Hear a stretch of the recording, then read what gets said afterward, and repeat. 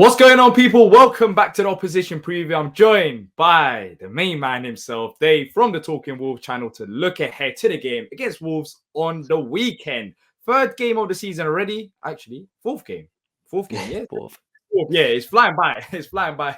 The third one was against Brentford, of course, but we had the Plymouth game, so technically it's the fifth game of the season, but only the fourth in the league. As always, if you do enjoy the content, make sure to leave a like and subscribe, and let us know your thoughts in the comment section down below. Dave, managers, let's start there, and your overall thoughts, because every time we come on here to talk, well, the majority of the time, there's always talks about managers, and now you've changed your gaffer. We've hired Roy Hodgson for another season, but with you guys, it was a bit similar to what we had back in like 2013, 14, or it might be 14, 15. Yeah, it's 13, 14, where Tony Pulis left us a few days before the season started. Lopetegui, he was gone as well. So how would you sum up the past few months or so with Lopetegui leaving, Gary O'Neill coming?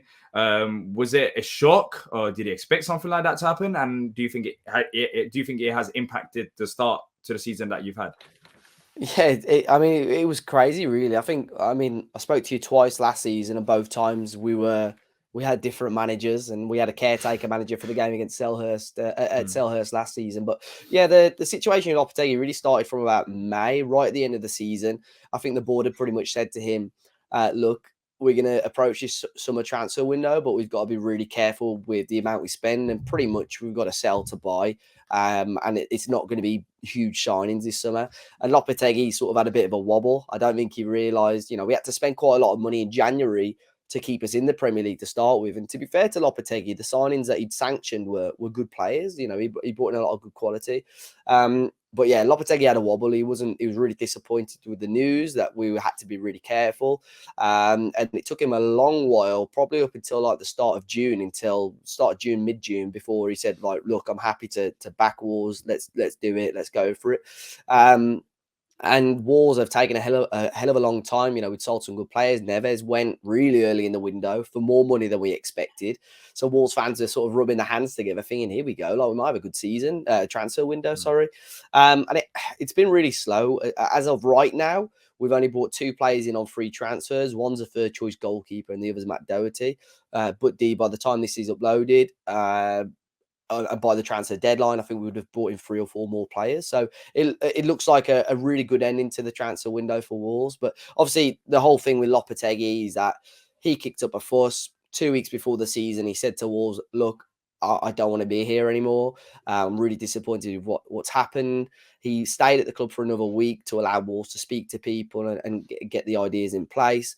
And ultimately, Gary O'Neill was the man that Wolves chose. But look, if you asked any Wolves fan, or if I asked you or any other Premier League fan who they wanted to be the next manager of their club, I don't think Gary O'Neill would have been the answer.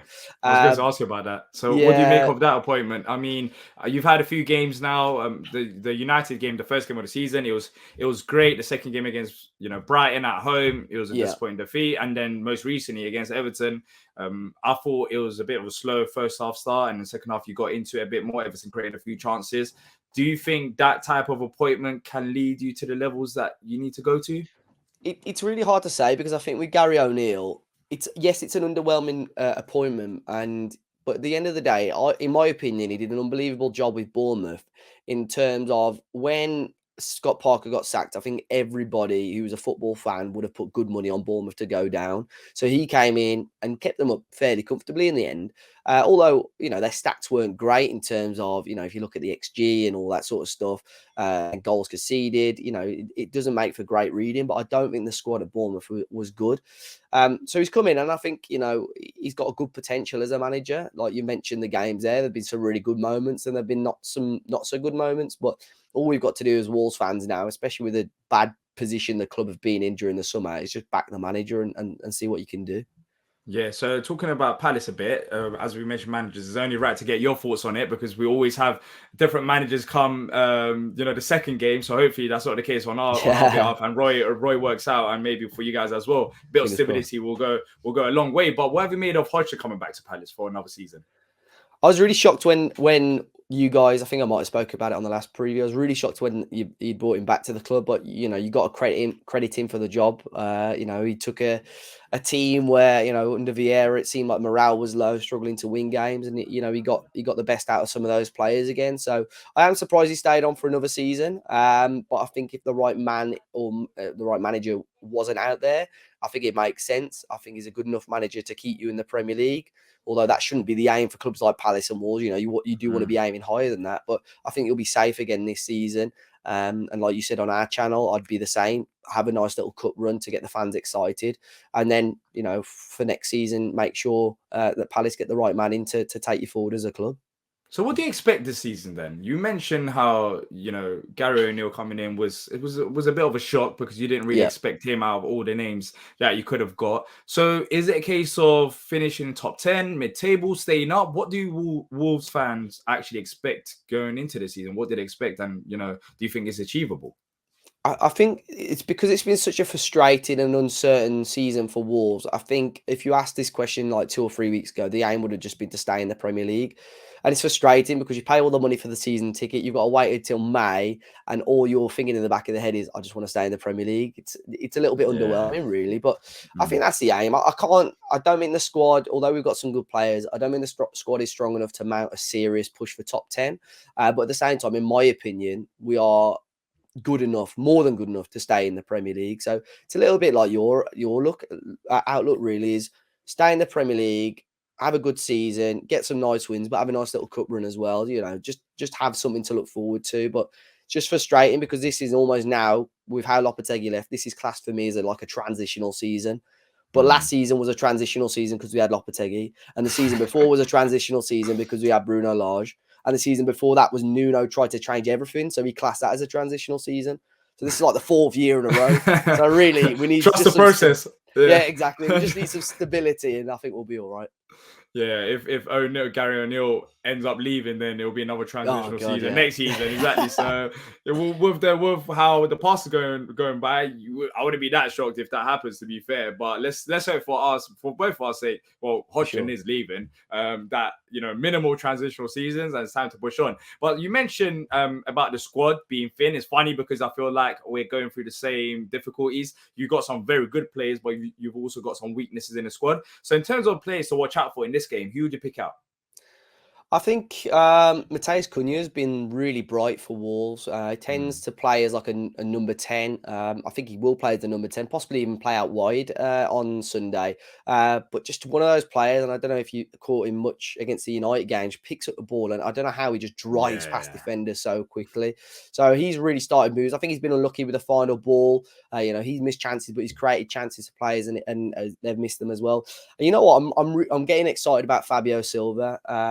He's been really unlucky. He had a goal disallowed against Brighton, but then missed a real big chance against Everton. Had a goal disallowed and missed a sitter again.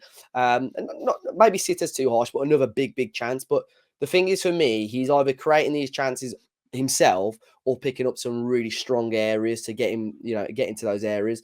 And he was so bright again against Blackpool yesterday in the cup, and got himself a goal. So I think, you know, he's had so much stick over the last few years from, you know, Wolves fans included, and football fans around the world. I think this is a big year for him, and just looks bright, wants to make things happen, and I think it's just a matter of time before he gets on the score sheet in the Premier League.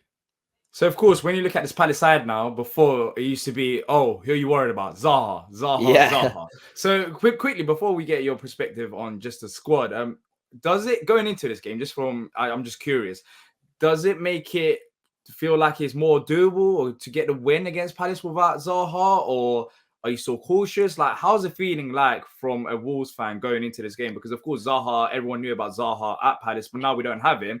Are you now a bit more optimistic of getting a result? Yes and no. I think Selhurst Park is always a very difficult place to go. But to be fair, I think Palace, especially their talents, are getting a lot more credit than they used to. Like you said, Zaha was always the focus.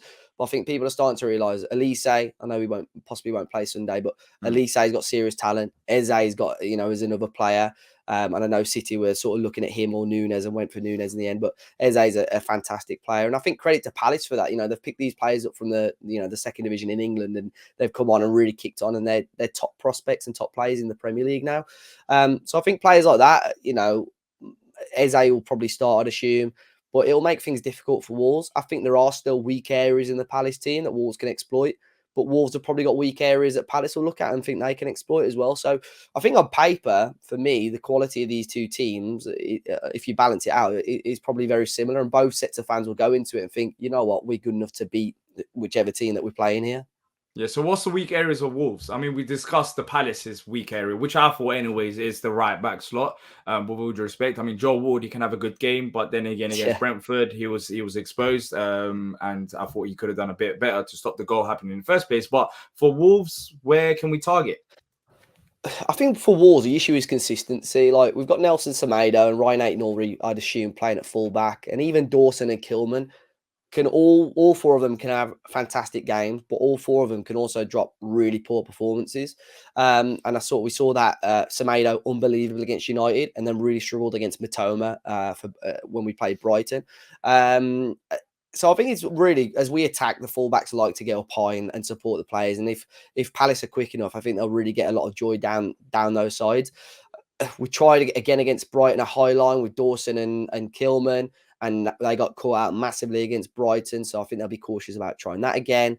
But then it is just trying to get a bit of, and I think we struggled against Everton because they've got such a physical midfield. They're just trying to get control of the game. So that's a big job. I think the midfield battle will be big again. We've got probably Lamina and João Gomez starting in the central midfield. I think that could be where this game is won and lost. I said that against Everton, and I felt that had a really big bearing on the match result in the end. Yeah, funny enough, I think Palace midfield is the best it's been in a very long time. I feel like we've got a perfectly balanced midfield in Lerma. He's a great addition there alongside Decore with Eze there as well. So if you're saying it could be won and lost there, then it gives me a bit more confidence that Palace could potentially get the job done. Saying that, you still got a few solid midfielders as well. So how do you see this game going, Dave? Because I said 1-0. I'm going to say 1-0 here as well on your channel. Can you see Wolves getting the 3 points away from home, or would you be happy with a point? I could see it. I am going to Selhurst on Sunday, and I don't think I'll be disappointed with a point. I know it's going to be a tricky game, but I think, like you said, I think it's going to be a really tight game. And if somebody is going to get 3 points, it's probably only going to be a goal either way. Yeah. So, I mean, to back my own team, I'll go with a 1-0 Wolves win. But if Palace come out on Sunday with a 1-0 win as well, I equally won't be surprised. But I think it's going to be really interesting. I thought Wolves, last time we played you there, had some really good spells. And our squad was so thin when we made changes. I think that's where Steve Davies, who was the caretaker manager, basically lost us the game. But yeah, it's going to be a tough game, mate. But I think it'll be a goal either side for the 3 points. Yeah, look, Dave, always a pleasure talking to you. How can they find you and your great work? Yeah, so it's all at Talking Walls on YouTube. We do previews, reactions. We get fans react where fans jump on, and we do a podcast as well. And they're on social media at Talking Walls everywhere if you want to check us out. Thank you for having me again, man.